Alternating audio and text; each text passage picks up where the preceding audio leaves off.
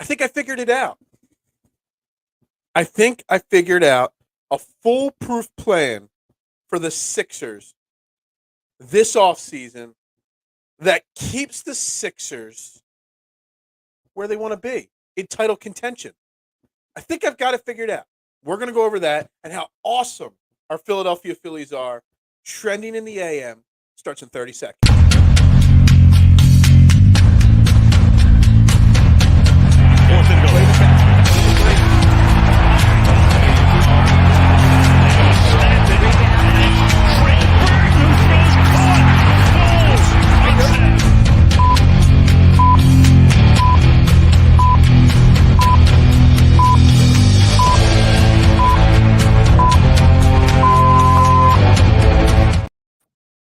And a very good morning, everybody, and welcome to Trending in the AM right here on Philadelphia Sports Network.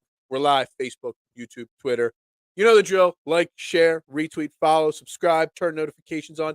Shout it from the rooftops.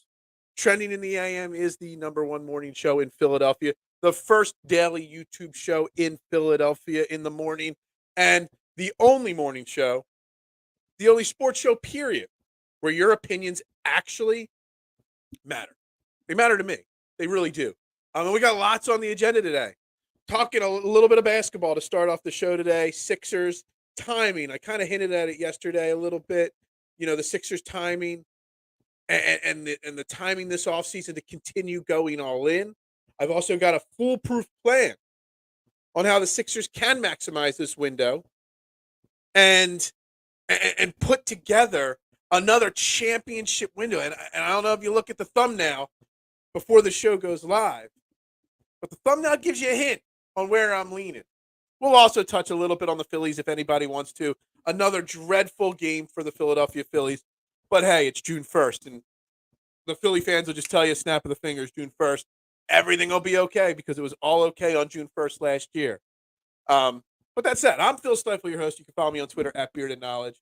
Let's make sure, again, we're liking this video, we're subscribing, dropping your comments in the comments section, etc., etc., etc. So let's get in it. The Philadelphia 76ers, another disappointing season, obviously. And I talk about timing in sports always, but you only want to go all in if you've got the right pieces and also if the timing's right. And I was talking about how this year with the Celtics and the Bucks, maybe it wasn't the right time for the Sixers to do that. But I kind of got to thinking over the last couple of days, and now obviously Nick Nurse is the new head coach.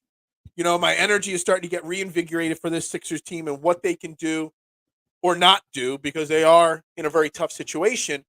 My creative juices are flowing on this Sixers team. And yes, the NBA Finals are tonight, starting tonight, not yesterday like I thought, tonight. And yes, I think the Nuggets win. I think they win tonight. I think they win the series in 5. We might talk about that later if anybody wants to. But realistically speaking, I put this out on Twitter yesterday, and of course, people, it seems like, you know, for a long time, like whatever I put on Twitter, I was like, oh, good idea, Phil. You know, you're good. Now all of a sudden, as more and more people follow me, more and more trolls come out. Like I put anything on Twitter, I get at least 3 or 4, you're an idiot, and you don't know what you're talking about responses. And I put out there on Twitter that actually the timing is not awful for the Sixers to be all in again next year, to try to maximize this championship Joel Embiid window, so to say. I did see my man Scott, who's been on the show, DSM Media, say enough talk of maximizing his window. It's time for Joel Embiid to fit into the Sixers window. And I get what he was really hinting at there. But like he's hinting at, like, let's not make it all about just Joel Embiid. Let's make it about the betterment of the team. But let's think about it. The NBA, the Eastern Conference specifically, like, it's not as much of a juggernaut going into next season as we think it is. First, Boston, you know, who beat us and then just, you know, blew that, you know, game 7, you know, in the Eastern Conference Finals. Boston's got problems. They've got a young coach that they're not sold on now, Joe Mazzulla, who failed in the playoffs to an extent. You got Jason Tatum, who's humbly the greatest player. And you got Jaylen Brown, who may or may not want to be back. Today is the big day. Joker's going to be put on a national stage starting tonight. But it's the other side, the Eastern Conference, I'm worried about right now. And honestly, on a side note, I say put the Joker and Butler, they'll be on the national stage tonight. Let me tell you something.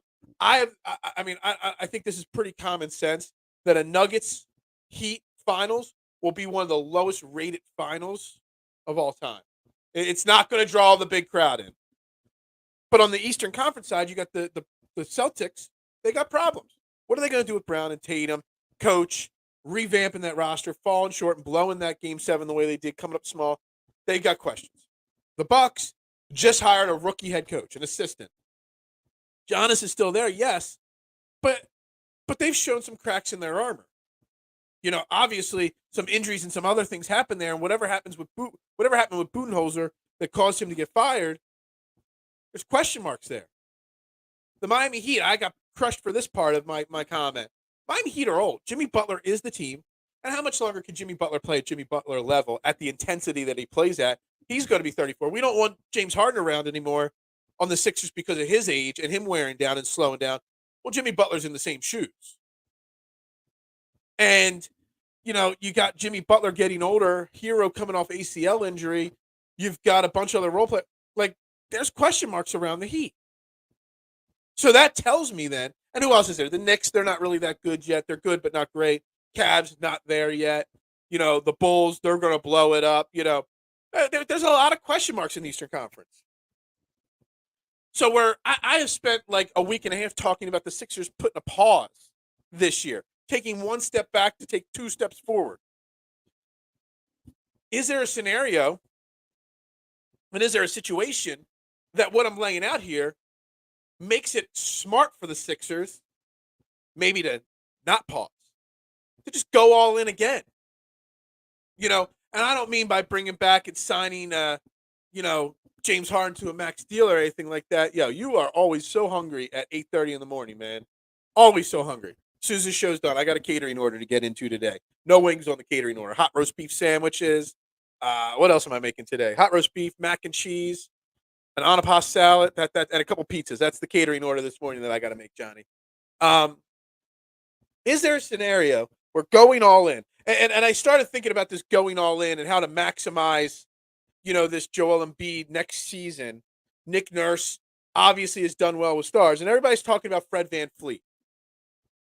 And I like the idea of bringing Fred VanVleet. He's got a player option, $22 million. He'll probably opt out of that. So he'll be a free agent. He's going to be 29 years old next season. And I know a lot of people are talking about the Fred VanVleet because if you lose James Harden, you need a ball handler. And Fred VanVleet is a very good ball handler. There's no doubt about what Fred VanVleet is capable of doing. And Nick Nurse developed him. He was an undrafted free agent. Fred VanVleet is the epitome of what Nick Nurse is capable of. A nobody turned into a big-time guy. Now, we don't get the cap space. Even if we lose Harden, we don't have the cap space to just outright sign him. You still got to maneuver. You still got to trade Tobias Harris for role players and whatnot. Fred VanVleet, though, does not put this Sixers team, quote-unquote, all in.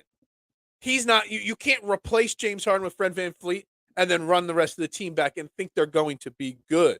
I mean, they'll be good. They've got Joel Embiid. They got Tyrese Maxey. They'll be good. Don't get me wrong. But will they be great? And I don't think so. So you need more. Fred VanVleet is a pause year option or part of a bigger picture. Now, I've got a plan here. Some of it's pretty far-fetched.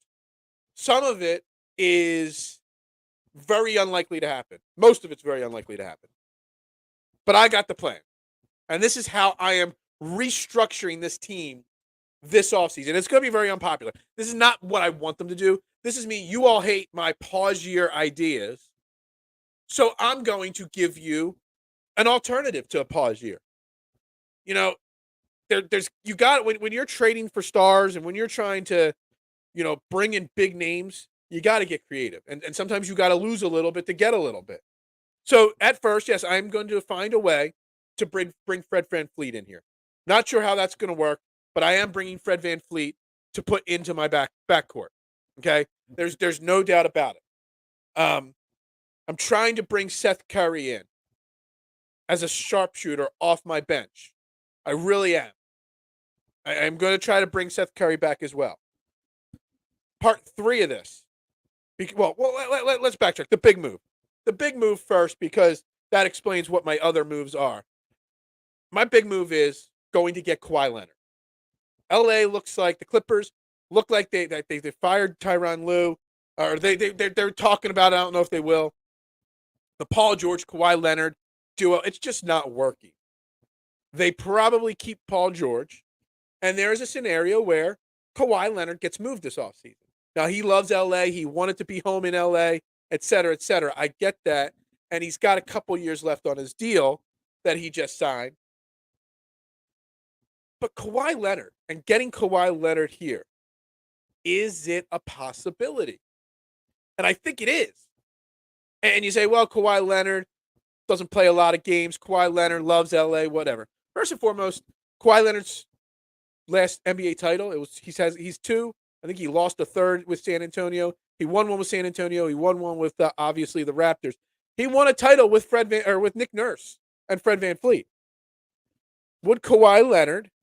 I mean, he actually, was it in 2019, I believe, or whatever. Whenever he was last a free agent, he did have a free agency meeting here in Philly because he was intrigued with playing with Joel Embiid. Now, at this point in his career, at Joel's career, do the two of them look at each other and say, hey, this is a pairing that could work? Now, how do you get Kawhi Leonard here in Philly? It probably takes Tobias Harris, but I would like to get extra creative here. You could trade Tobias's contract for his contract. You got to throw other things in. We'll get into that in a second. But is there a way we could do a sign and trade with James Harden, send him to Houston, and then Houston sends the Clippers assets, and we get Kawhi Leonard back? Is there a way that works? Maybe. But the Kawhi Leonard trade, whether it's Tobias Harris to the Clippers, for the contract purposes and other things, or James Harden, is going to cost you. Either way, I would wish it could be James Harden. If it can't be, then it's got to be Tobias Harris. The Kawhi Leonard trade is going to cost you Tyrese Maxey. Are you willing to part with 22-year-old Tyrese Maxey to bring in Kawhi Leonard? And I think, sure. Why not? If you're going to maximize your window, if you're going to try to get this Joel Embiid in this process and validate the process and win a title, Joel Embiid's legacy is on the line. Daryl Morey's legacy on the line. Hell, Nick Nurse is going to have a legacy now to worry about. Was he a one-hit wonder in Toronto, or is he a really good coach? There's going to be legacies that need to be, here. Tyrese Maxey, it's interesting. Would I trade Tyrese Maxey in certain situations? You asked me 2 years ago, I would have said sure. Or last year, I would have traded him for Dame Lillard. I wouldn't have included him for James Harden. I said that before, and that was the right move. What would you move Tyrese Maxey for? And I think Kawhi Leonard is that guy that you take that chance. He's only 31. I mean, he's injury prone to an extent.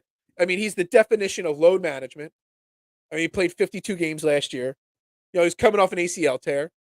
Wasn't healthy. He's never healthy in the playoffs, just like Joel Embiid. But are you willing to take a chance? Because if you get Kawhi Leonard focused, Kawhi Leonard pissed off, Kawhi Leonard, at his peak, he's only 31. There aren't many NBA players that are better than Kawhi Leonard. There was a point 2 or 3 years ago before he blew out his ACL that he was considered a top 5 player in the NBA. And he's only 31. And he's got, I think, 2 or 3 years left on his deal. So you would have him around for a long time, for a few years. You would have a 2-year window of him and Embiid playing together. And I've already come to the conclusion that next season, I don't care about the word load management anymore. I want Joel load managed. If you go get a guy like Kawhi Leonard, I don't care if you load manage him. I don't.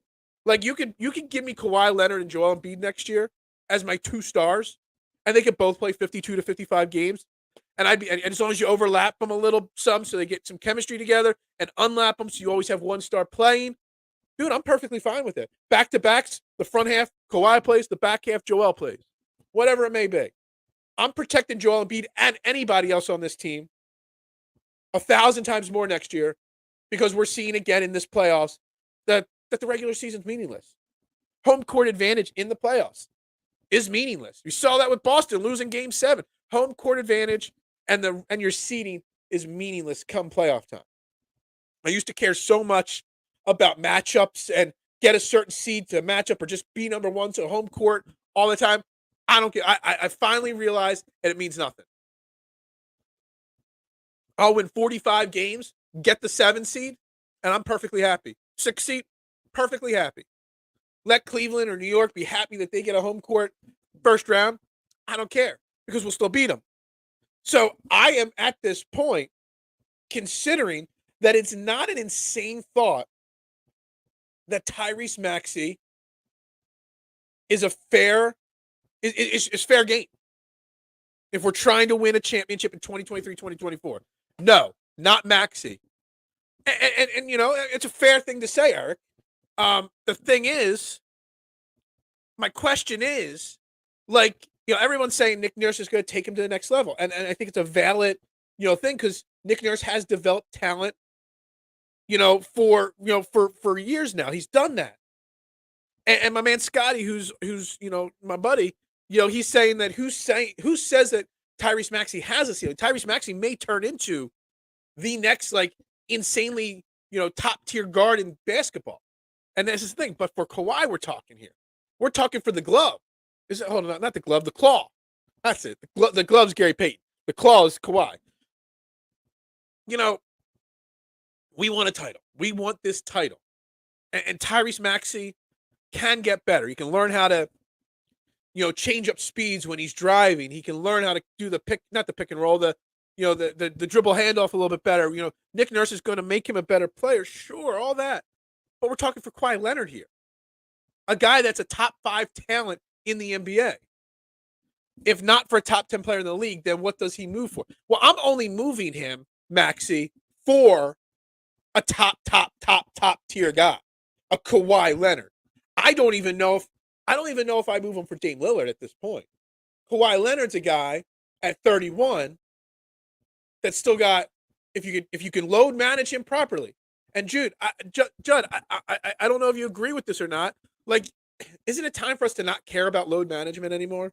Like, we see this constantly. Like, you know, Jimmy Butler was load managed a little bit this year, and look at him now. He's in the playoffs and he's in the finals, and he's wearing down now by the NBA finals. But you know, he had that extra gear for the playoffs because he was careful with his energy output all year long. Like, we want Joel playing right now, not in December. I don't care about December games anymore. And so, you know, if you protect Joel, you keep him as healthy as you can. And yes, things happen. I think Joel Embiid has used up his unlucky moments. Like, at this point, how many more times can Joel Embiid get unlucky? You can protect Joel Embiid by having a guy like Kawhi Leonard here. You know, 3 seconds left on the clock. Kawhi Leonard's getting that shot. Not Joel, you know, with 3 seconds left on the game clock. You need a guy that's not afraid to take a shot. Kawhi will take the shot. Kawhi's a great three-point shooter. Shoots right around 40%. Obviously, a phenomenal. We talk about, you know, you lose Tyrese Maxey. You're losing James Harden. You don't have length. You're not going to have great defense from your guards. Well, Kawhi Leonard is one of the greatest defensive players of the last 20 years. Like, he improves your defense immensely. He does a lot of things really well. He rebounds. He passes. He dribbles. He can control the ball. You know, he can do so many things. And Kawhi Leonard, you know, can worry about the defense. Like, you don't need Joel Embiid playing defense on Giannis or Jaylen Brown or Jason Tatum if you've got Kawhi, because he's going to lock down the best player, the best perimeter player, guard, forward on the other team. I think it's a really smart move. And again, it breaks my heart to say trade Tyrese Maxey because I love Tyrese Maxey. Tyrese Maxey is the man. I love the kid. And I agree with what Scotty said on Twitter yesterday. Who says Tyrese Maxey can't take it up 2 more gears? Like, with with Nick Nurse here, he is going to become better. But we're talking about for the elite of the elite. And again, would you be willing, if you could find a way to do a sign and trade with Harden to Houston in a 3-team trade. Hell, maybe Houston or Miami, because obviously, James Harden wants to play in Miami. Or maybe he likes the idea of going and playing in LA. Maybe a James Harden-Paul George combo works for James Harden. If you can find a way to use the James Harden sign trade in a 2 or 3-team deal, and get Kawhi Leonard back here, you're going to have to part with Tyrese Maxey. If you're doing it with Tobias Harris, which is the obvious, easy thing because the Tobias contract lines up with Kawhi Leonard. If it's just a 1-for-1 trade team, you could seriously, do it, but there's no way the Clippers would just take just Tobias Harris back. You would have to give them Tyrese Maxey as well. Do you want to pay however much tickets cost to see Kawhi drink a Pepsi on the bench? Look, I get that, and that's the frustration with load management. It is. You pay your money to go see your star play. I get that. But at this point, I've seen enough basketball to know I don't really care anymore. I want to see I want to be at the championship parade. I want my fandom to pay off in celebrating a championship. Like I'm old enough and mature enough to understand now that you got to rest these guys from sometimes the rigor that they put their bodies through on a daily basis. You just got to give them a break sometimes.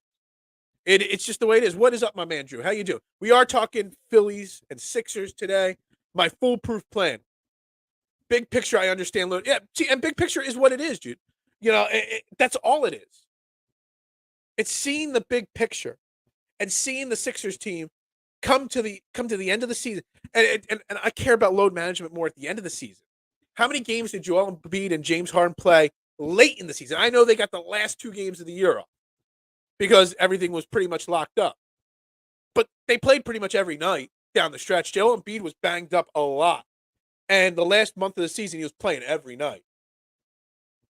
Well, maybe you rest him a little bit more in the middle of the season and the end of the season, not in the beginning of the season. Who cares in the beginning of the season? Whatever. And that's the other thing. Nick Nurse has a propensity to play his players, whoever's on the court, high minutes, high volume. So if Joel Embiid's going to go from, I had yesterday, I don't know what I did with the notes. Those notes are probably back at the pizza shop. No, there it is. Joel Embiid averaged 34.6 minutes a game last year. Fred VanVleet, the games he plays, Joel Embiid's probably playing 36, 37. You think about it. Where's my other? I had notes for the 4 top guys on the Raptors last year, averaged between 35 and 37 minutes a game. So Nick Nurse has a tendency to play these guys bigger minutes.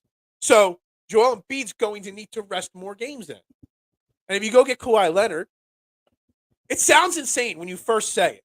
Trading for Kawhi Leonard. But then when you break it down and you start talking it out, when you start thinking it out, it's not as insane as people think.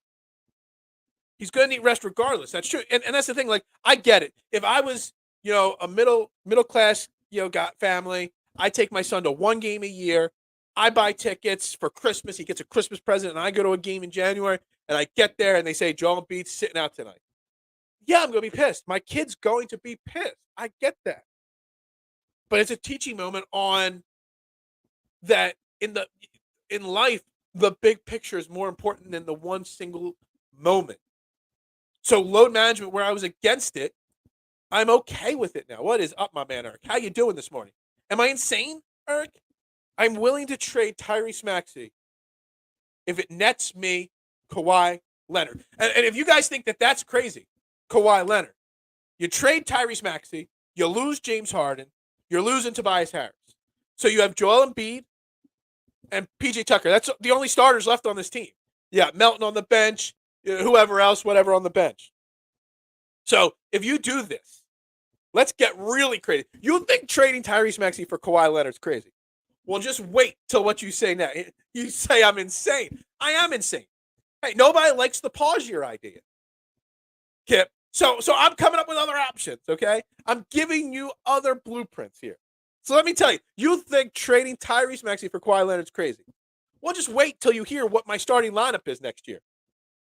So Fred VanVleet, I think, is coming here no matter what happens. Fred VanVleet is going to be the starting point guard on this team next year, no matter what.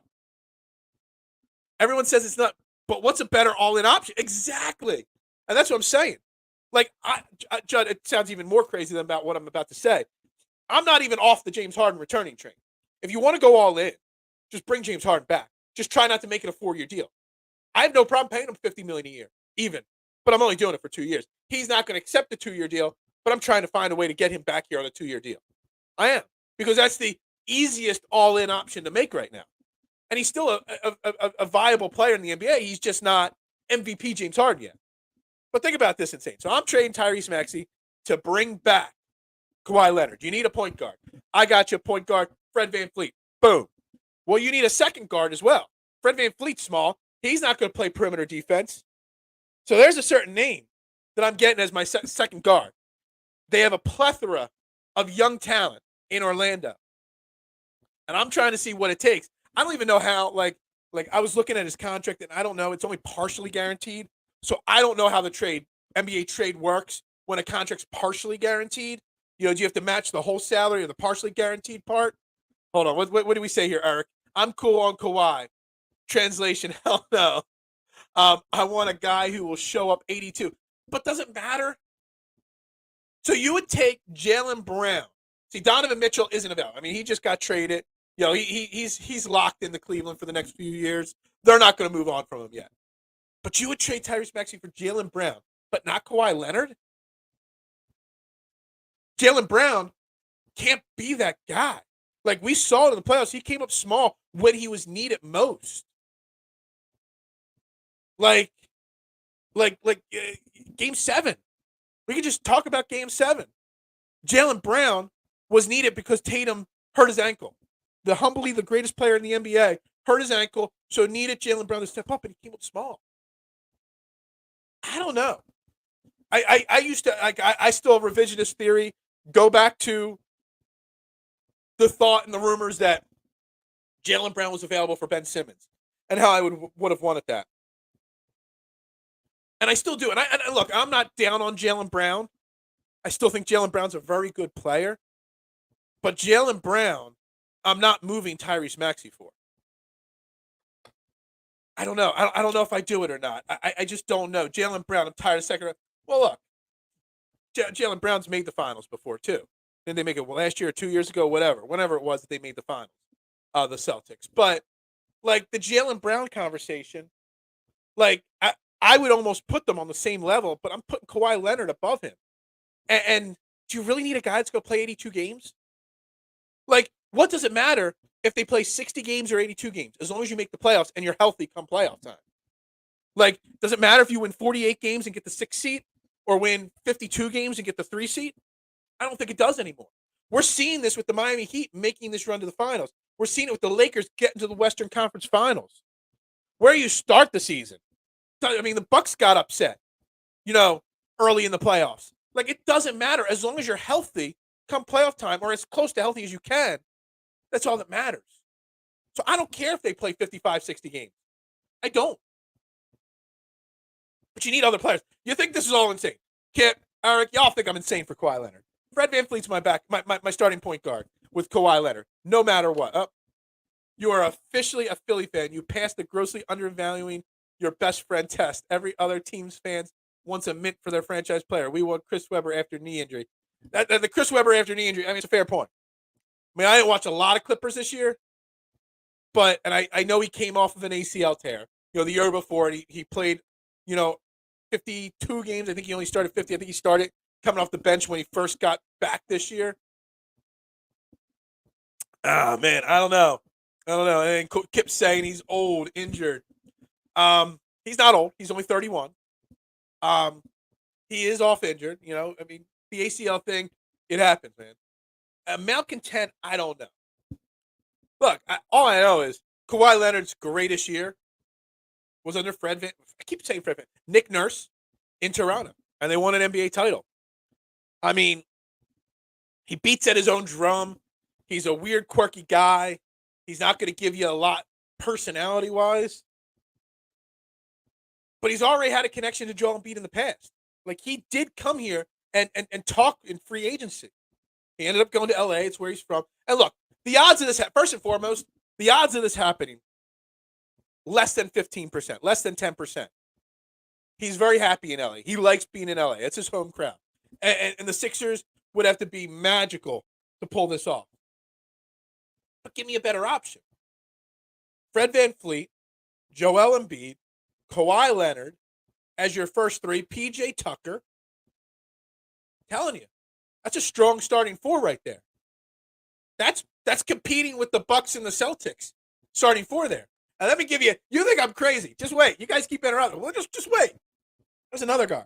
He's on a last year of a partially guaranteed contract, and he put Philly in his mouth. Yesterday, I saw it yesterday. Maybe it was 2 days ago in an interview. The guy shoots 80% from the free throw line. He averages almost 1.5 steals, rebounds, passes. Doesn't shoot a great three ball, but he's long and plays great defense. So making up for the small size of Fred VanVleet, the other guy you put next to him, a former Sixer. I'm so excited to say his name. Markelle Fultz. Markelle Fultz back in Philly next year. How about that? Yeah. I knew you knew where I was going, didn't you, Judd? You knew it. Look, he's only 25, 26. I actually, before I started podcasting, before I started doing all this stuff, y'all don't know, I was a big Markelle Fultz fan. I never wanted to get rid of Markelle Fultz. I wanted him to just get his time to get healthy.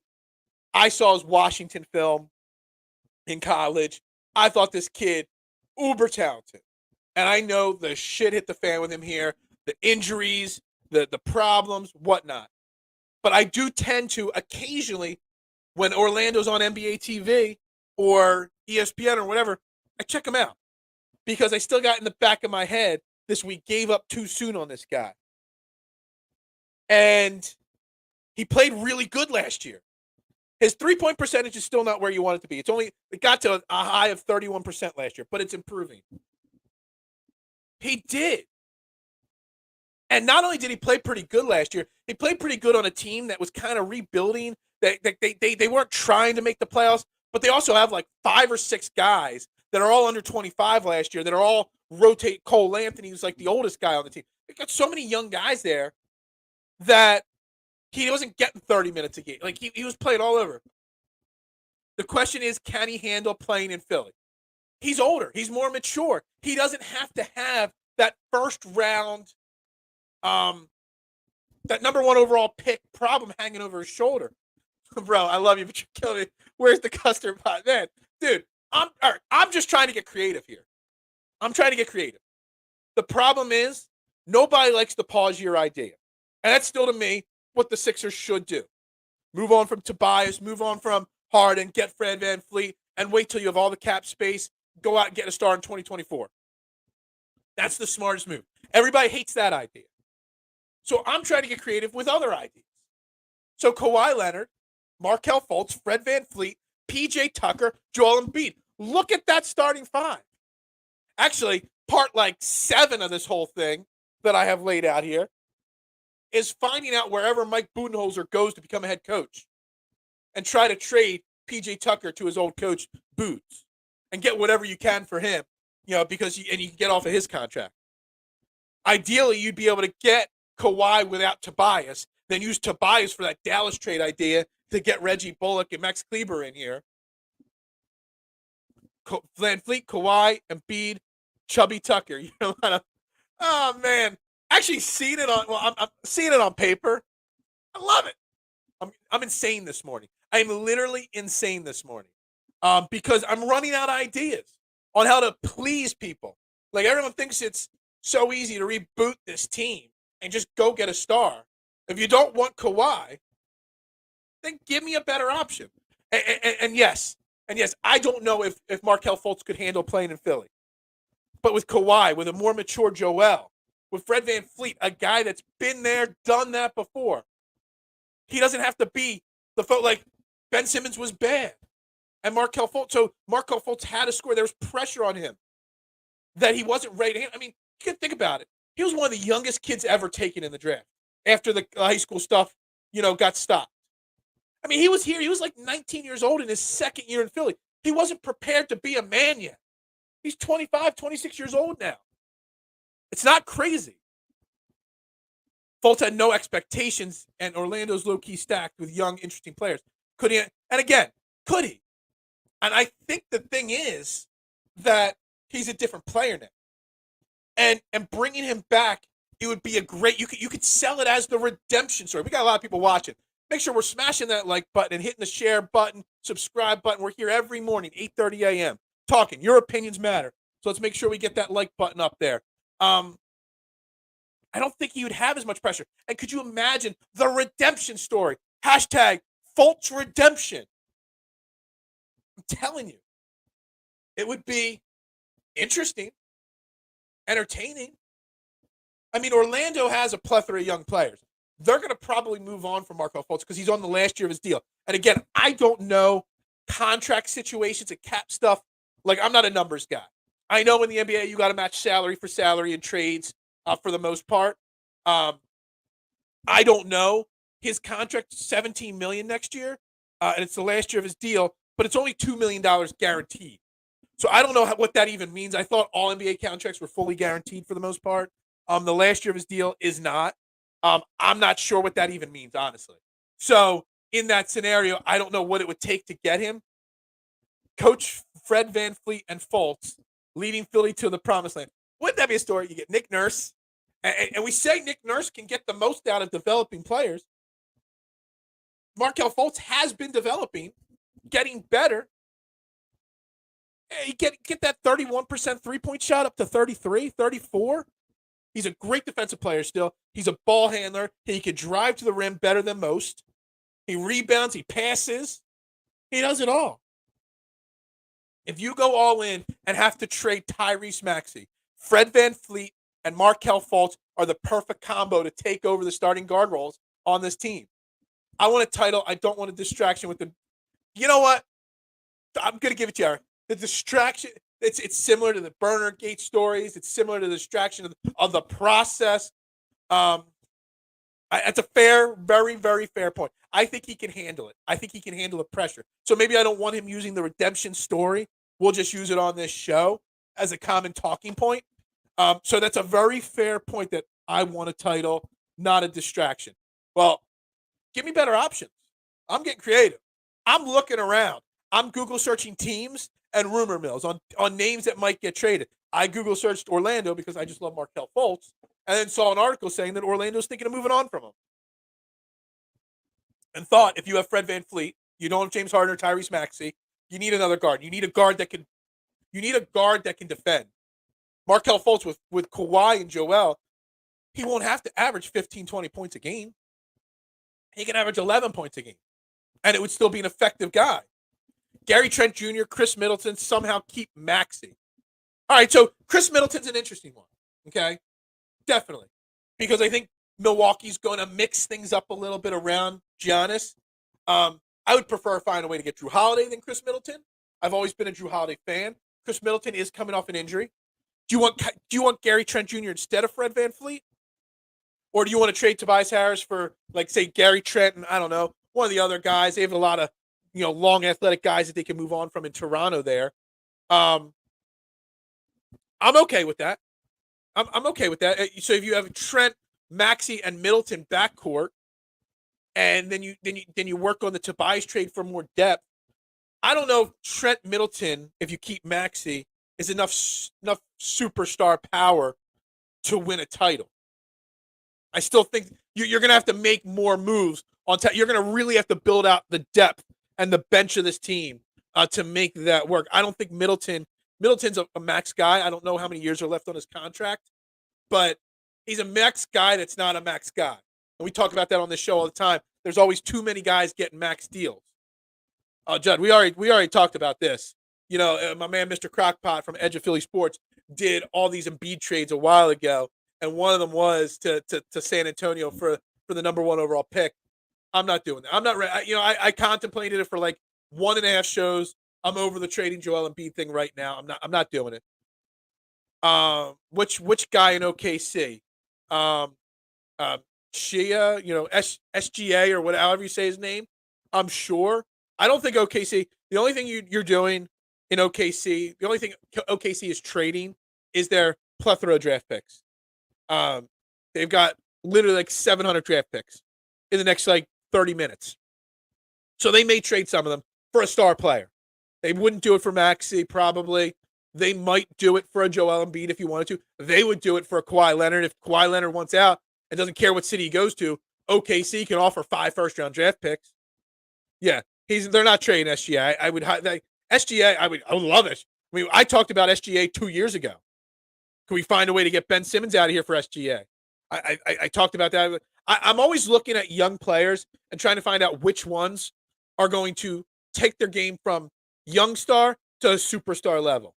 And we're talking about that with Tyrese Maxey. Can he do that? And then, are you willing to trade him and risk him becoming that superstar, not young star? I was right. I said it Kawhi Leonard when he was third year in San Antonio. I'm like, yo, Sixers, go get this guy. This is the guy you need. I was spot on with him. Spot on with SGA. I was also dead wrong on what's his name? Steve Urkel from Portland. Guy looks like Steve Urkel. I can't even think of his name right now. CJ McCollum. Like, I thought CJ McCollum was going to be the next big thing at the 2 spot. Yeah, he's really good. He's not superstar. You got to find the superstar before they're a star. Problem is, Thunder have got a lot. They're not making that trade there. Today, Murray, big day. I don't even know what that means. Sorry. They have every draft pick ever. They literally, OKC literally has so many draft picks. And you know what's funny, Judd? Is it Judd or Jude or what? Judd. I appreciate you checking in. I think this is the first time I've seen you in the chats. We're here every day talking basketball, football, baseball, whatever's trending. So don't miss this show. We're building something here. Urkel from Portland. Yeah, I mean, I always thought he looked. Doesn't CJ McCollum look like Urkel? It looks like a bigger, older Urkel, or maybe Stephon Urkel when he would transform in his machine. Dude, again, Eric, like you, I'm old. I remember sitting around the couch on a Friday night, with my parents, watching TGI Friday or TGIF or whatever it was called on ABC. You're not getting Jamal Murray. You're not getting him. Today's his big day. He ain't ever leaving that. It's Judd, not Jude. Gotcha, my man. I appreciate it. So where was I going with this? I lost OKC. Like the crazy thing, Judd, about OKC is that they literally are doing exactly what the Sixers did. The process. Trading assets. I mean, literally, the Paul George trade, how many picks they got for that, all these trades they made, acquiring young talent. And now they got all this young talent, and they got the assets to trade for a star. They literally did the process. They just didn't coin a marketable phrase. They didn't create a marketable phrase that sold T-shirts, that sold tickets to bad games. They literally did the exact same thing, and no one frowns upon it. The Sixers, it's frowned upon, the process. The process has got such a negative connotation because of the way the Sixers handled it. But yet the OKC is doing the exact same thing, and there's nothing wrong with it. It literally pisses me off. He does look. I'm telling you, CJ McCollum is Steve Urkel, for sure. Yeah, on crack, absolutely. Did I do that? Yeah. Got any cheese? Yeah. I mean, come on. When I was 12 years old, there was nothing funnier on TV to a 12-year-old. That, Perfect Strangers. What was this show? Step by Step. Was that the one where the two families, like the modern day Brady Bunch family, had the dude from the kickboxing movie in it, living in a van out in the driveway? The only player I would trade for Maxey is Jaylen Brown. Youth for youth. I wouldn't trade Maxey. First off, again, and I appreciate your comment, Jeffrey. Kawhi Leonard's only 31. Jaylen Brown's obviously younger. What's he, like 25? So I get that. But the problem is, does Jaylen Brown have enough clutch gene in him? And we saw him come up. So, like, again, this is recency bias. And now give me 2 more weeks, 3 more weeks. You might get me on board for Jaylen Brown. But recency bias is that he came up really small in Game 7 of the Eastern Conference Finals. Jason Tatum's hurt, playing on a bum ankle, and Jaylen Brown couldn't get a shot off, couldn't do anything, fumbled the big moment. Is that who Jaylen Brown is? And again, revisionist theory, there were rumors, Ben Simmons for Jaylen Brown, and I was all for it then. 110% on board with it then. Thing is also, if you go get Jaylen Brown and you trade Tyrese Maxey, we've talked on this show, Jeffrey, and I haven't seen you in the show before. We've talked about on this show, we need a number 2 option to pair with Joel Embiid that doesn't mind being the number 1 option in crunch time. That's what you need. You need a game time guy that's going to take that last second shot. A guy with 2 minutes left that's just going to take over a ball game. Is Jaylen Brown that guy?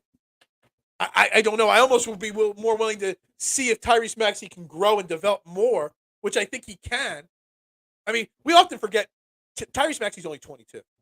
Like, we put superstar expectations on this kid, but yeah, he's only been a starter for 2 years. Like, not even 2 full years. Like, he's still like 2 years from his prime. But yet we talk about him as he's already that superstar. Talk about looking for young stars that can become superstars. Tyrese Maxey's considered a superstar almost, but he's still just realistically a young star. Like, I don't know if I want Jaylen Brown, and again, it might be that recency bias. It might be. But I'm more willing to take that bold chance on Kawhi Leonard than Jaylen Brown today. 3 days from now, it might be different. Codeman. Yeah, I forget what that movie. It was in one of the kickboxing movies too. Saw a movie that taught me the importance of family. Fast and the Furious 10. We're not gonna promote that. I haven't watched a Fast and Furious movie in God knows how long. I think the last Fast and Furious movie that I watched was, yes, it's important about family, but when I saw somebody jump a Lamborghini from one skyscraper to another skyscraper, I'm like, all right, guys, done. I need that show Mythbusters back to do all the stunts from the Fast and the Furious movies and prove how illogically wrong they are. How many movies will the entire team be in trouble and they say, Brian, just staying in the house? Yeah, exactly. Like, I don't even want to get into that movie. I don't even want to get into that stuff, man. That is awful. I was Fury 6. When they were in Dubai and they were jumping buildings, that was it for me. I tapped. Like, it was already insane, but I tapped out at that point. 100% tapped out. So, yeah, I mean, this is the whole point. Like, so I didn't even get to it all. So I say Kawhi, Fultz, Fred VanVleet. Find a way to move P.J. Tucker. And I wrote Seth Curry's name down. We need a three-point shooter on this bench. A guy that's going to come in and knock down 42% of his shots from deep. Not going to play. I don't need Seth Curry when he was here last, playing 33 minutes a game, being a starting two guard. I need Seth Curry coming off the bench playing 18 minutes and getting 6 3-point shots in those 18 minutes and knocking down 3 of them every game. So then your bench has Seth Curry, DeAnthony Melton, McDaniels. I'm hoping that McDaniels comes back, Springer, and Paul Reed. It's a small bench, but as a Seth Curry, DeAnthony Melton, Paul Reed, Dylan McDaniels, is that a good bench for the Sixers? You need a little bit more size. Springer, I think Springer can bounce between the 2-3 spot off the bench. McDaniels, I think McDaniels has potential under Nick Nurse to take another step. Hell, if you find a way to trade P.J. Tucker, I would consider giving McDaniels an option to start. A guy that's just your fifth option on offense, but doesn't mind putting up a shot. That's just going to play great defense and run the floor. That's it. I'm actually really, really intrigued by that. Eagles news. We'll talk Eagles tomorrow. I got a great guest lined up for tomorrow. Comments might not be as important tomorrow. Your opinion still matters. But Coach Dale Carlson, this guy has learned and coached under so many big names. We are going to talk a lot of football with Coach Dale Carlson tomorrow on this show. We're going to talk about the Eagles' new coaches. Brian Johnson, Sean Desai, and he's from Chicago, Dale Carlson. So he knows Sean Desai a little bit better than Eagles fans do. So, great guy, great mind. So Tucker's my dad's age. Yeah, PJ Tucker's going to be 38 next year, 39 next year. So it is what it is. All right, so let's recap the Sixers portion. I thought it was going about 30, 35 Sixers. I'm going to get into the Phillies baseball. We're at 50 minutes here, and we're still talking Sixers. All I want from you guys, we won't be talking much Sixers tomorrow. Sorry. But next week when we're back on this show, if you do not like my Kawhi Leonard idea, what's your better option? I get the Jaylen Brown, and I'm going to look into some Jaylen Brown ideas here. I'm writing Jaylen Brown's name down on my notepad so I don't forget. I want to look into some more details on Jaylen Brown. I want to look at his clutch shooting. I want to look at his contract. I want to look at a lot of things and whether I'd be willing to move Tyrese Maxey for him. It's written down. I'm going to look into it.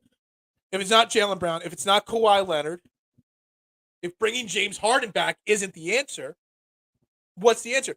If you don't like the pause, like, I'm perfectly fine. You let James Harden walk. You find a great deal for Tobias Harris to bring in. I keep going back to the Dallas one because I just love the idea of Reggie Bullock and Max Kleber and Bertans on our bench. I think that's a great value return there. And Fred VanVleet. Like, if you go into next year with Fred VanVleet, Tyrese Maxey in your backcourt, really small, really bad defensive backcourt, and then you go with, I don't know, Reggie Bullock in your 3 spot. Maybe you put McDaniels in your 4, Joel Embiid, but you have Bertans, you have Kleber, you got Springer, you got all these other guys on the bench. It's still a 45, 46 win team. 45, 46 win team can still reach the finals as long as you're healthy. Like, that is really what it's all about. Like, and then you have all this cap space the next year. You can go out and find another star in free agency the next year. It's still the best option in my mind. The pause year option is the best option. But no one likes it. So I'm telling you, bring back James Harden. Make a bold move. Trade Tyrese Maxey. Jaylen Brown, Kawhi Leonard, whoever you want to make it. I think the goal should be to go all in. Because as I started with the beginning of the show, the timing is still there. You think about it, you've got the Bucks, question marks. Someone earlier said that they're looking to trade Chris Middleton. They're gonna be flipping things in Milwaukee. They've got a new coach, rookie coach. You've got a veteran head coach at the Sixers now. Boston, I think Boston's gonna not blow it up per se, but they're gonna break it up. The band's breaking up. There's gonna be some turmoil there. Is Joe Mazzulla gonna stay on or not? Like, there's turmoil there.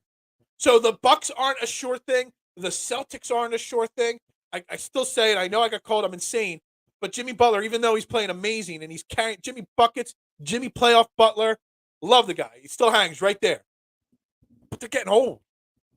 I don't know how much longer Jimmy Butler could do it. So there's no reason to think that a pause year we still can't make the playoffs. But there's no reason to think if you go all in and trade Tyrese Maxey, you can't be the best team in the Eastern Conference next year and playing for the NBA Finals. And the difference between Kawhi Leonard and James Harden, Kawhi Leonard's won an NBA title. He's actually won 2. He's played in 3. Kawhi Leonard knows what it takes to get to the big game. James Harden doesn't.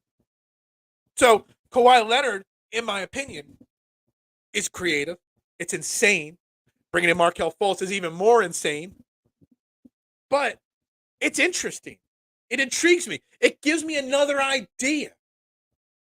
Another option. If you don't want to pause, if you don't want to bring back James Harden, it's another option on the table. And that's all I'm looking for here is options on the table on what to do. Look, I said it, I think, at least once so far this offseason for the Sixers. What I said was that Daryl Morey's considered this great executive. He's won executive of the year. I've always criticized him and saying, but what does he ever want? This might be the most pivotal offseason in Daryl Morey's career. We talked about legacies last year. Well, Daryl Morey's legacy is on the line this year. It's it. If Daryl Morey screws this offseason up, he is going to go down as one of the most overrated executives of all time. If he gives James Harden a 4-year, $200+ million contract, he is going to get crushed in the conversation. If he goes out there and botches this offseason and makes trades for not the right player, he is going to go down as bad. But if he nails this offseason and the Sixers get past the second round, so I saw somebody on Twitter tell me, why do we even care about just making it past the second round? Shouldn't we care about winning a title? And it's damn straight the right answer. Like, not just get past the second round, but get to the championships, win a title. Like, what he does this offseason, his legacy, it's on the line. It's all there is to it. Like, I don't know what else there is to say. I've laid out a plan.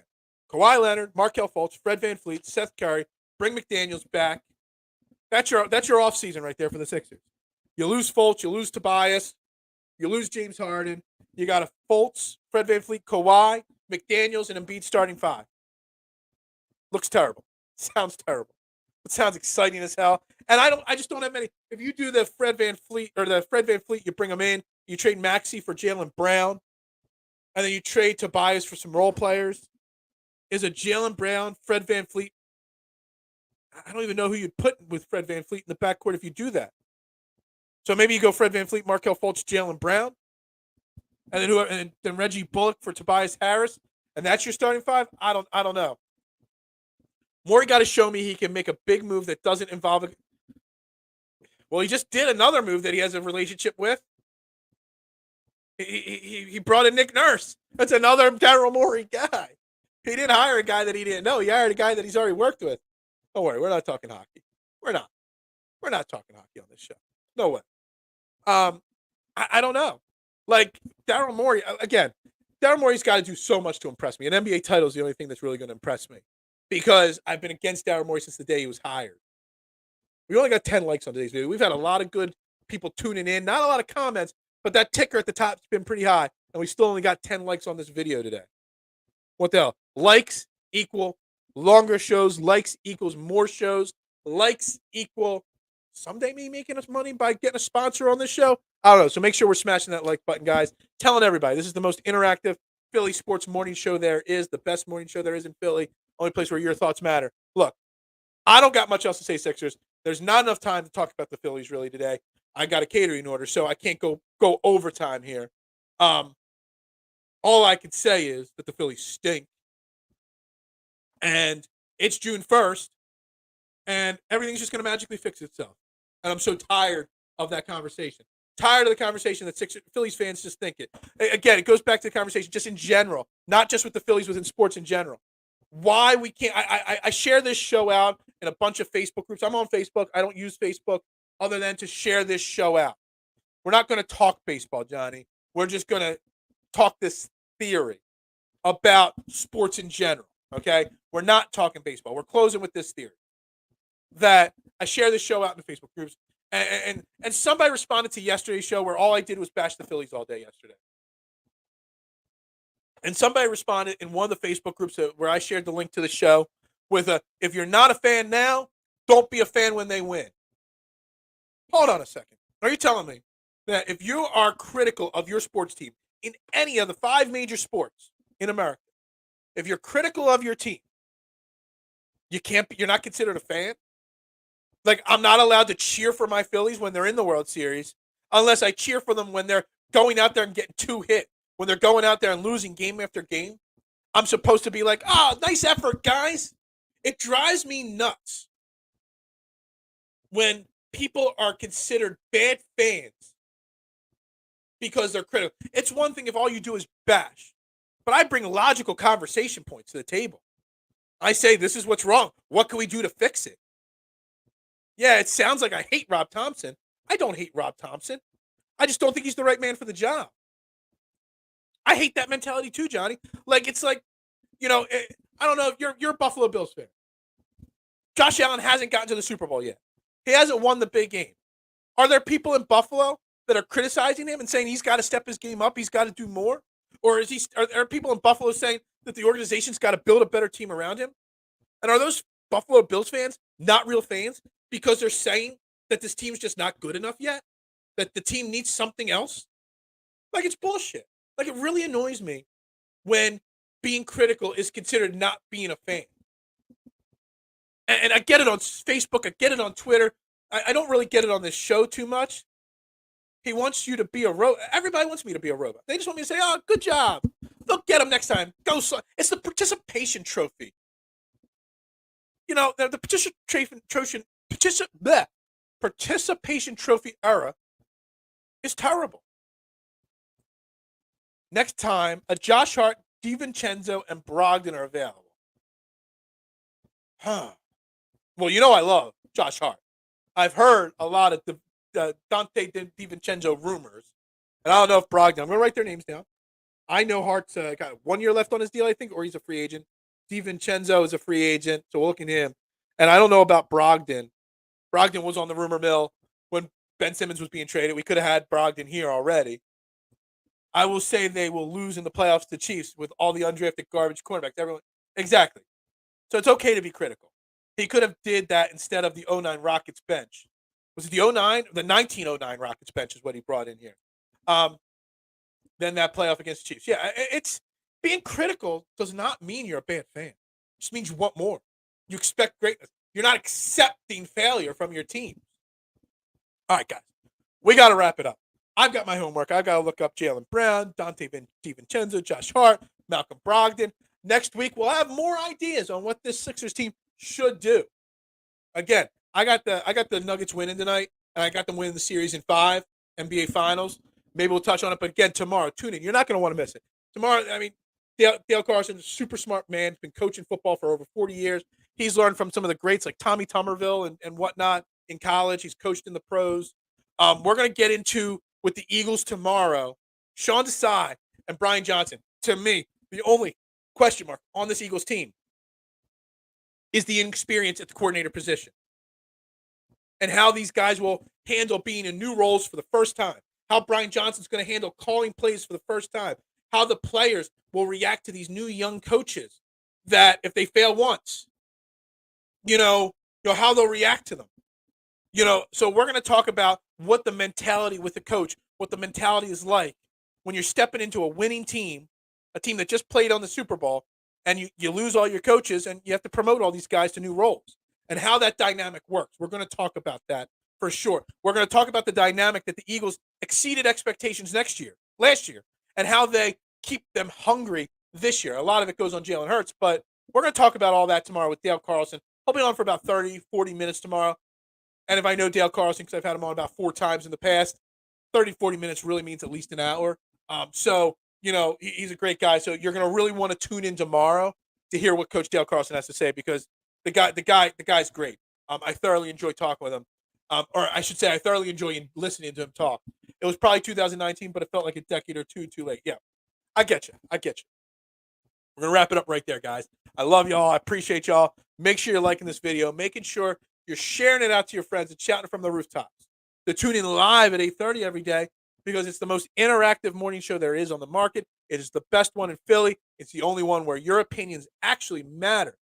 For Philadelphia Sports Network, my phone, For Philadelphia Sports Network, I'm Phil Stiefel, trending in the AM. Back tomorrow, 8:30 a.m. We'll see you tomorrow, guys.